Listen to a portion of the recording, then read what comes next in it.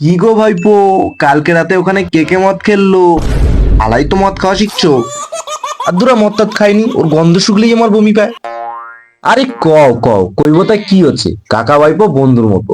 না গো কাকা, খাইনি সত্যি, তোমার দিব্যি। আর আমি ওগুলো খাওয়ার কথা ভাবতেও পারিনি। আর তা বাদেও আমি তো মদের নামই জানি না। ভাইপো, আমার দিব্যিটা মিথ্যা কথা কইনি। আমি মরি গেলে তোমার কাকিমার কি হবে? যাও না যাও, মরি গেলে তো ভালোই হবে, শান্তিতে বাঁচতে তো পারবা। এ ভাইপো, কি ভাবটো? না না কিছু না।